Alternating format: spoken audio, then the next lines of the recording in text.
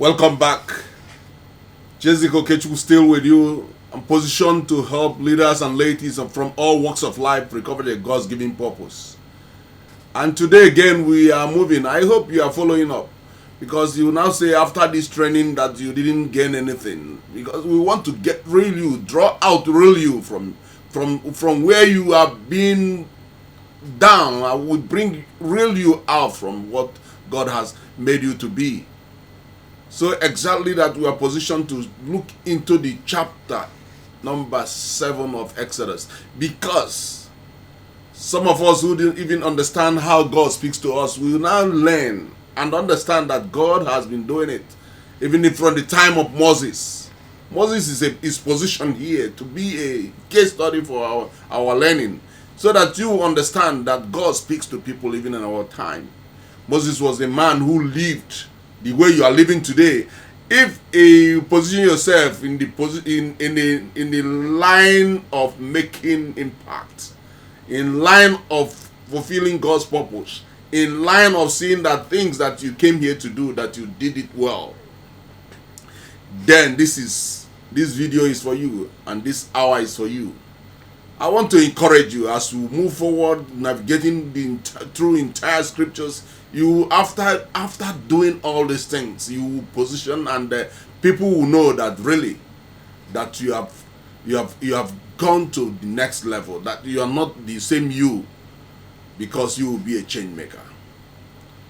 As we go on, let us look to the scriptures, chapter number 7 of Exodus.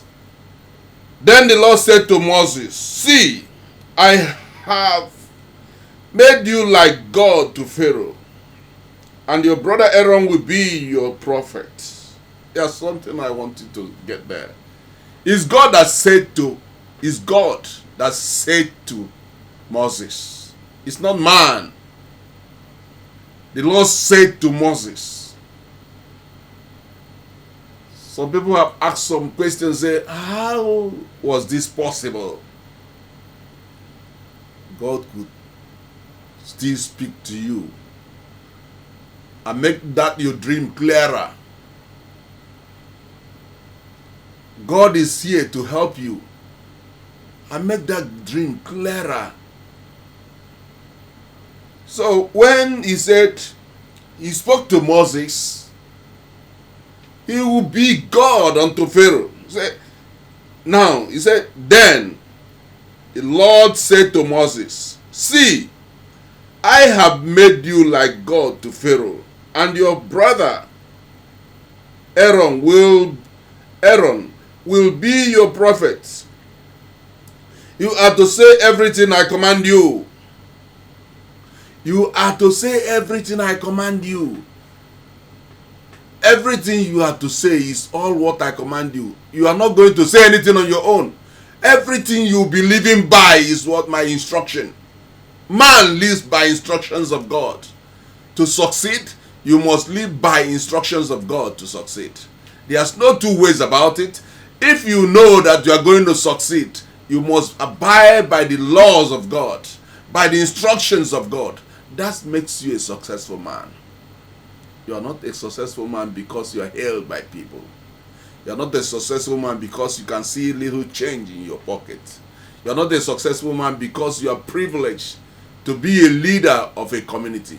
You are not a successful man because you are governing the whole entire state. You are not a successful man because you are a leader of a nation. But you are a successful man because you acknowledge that God has set you for a purpose. You are a successful man because you know that God has kept you as a leader. Who is a leader? Oftentimes, I will still come to that place when we talk about leadership. Because you know that everything about leadership starts from the Bible. I want you to understand the scriptures first before we go into leadership full. Everything about leadership starts from the Bible. It starts from the Bible. It starts from the scriptures. There's no two ways about it. If you are going to win, you must listen.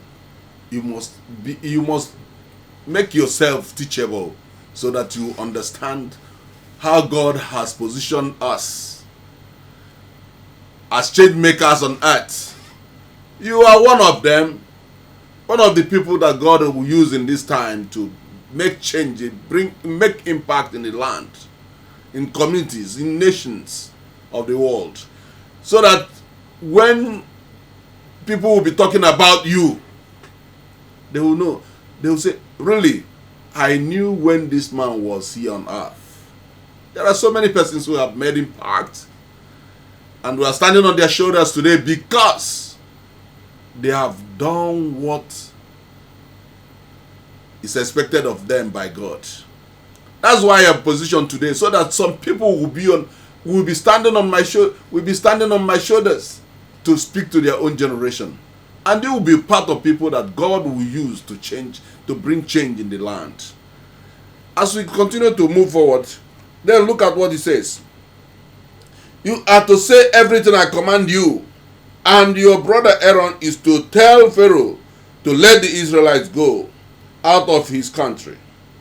But I will harden Pharaoh's hearts, and though I multiply my miraculous signs and wonders in Egypt, he will not listen to you.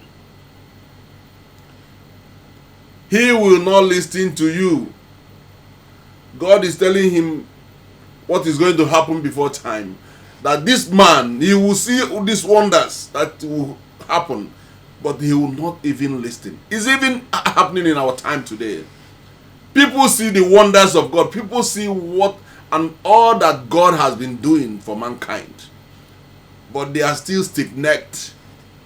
They don't want to go with God. And God is angry with the nations of the world.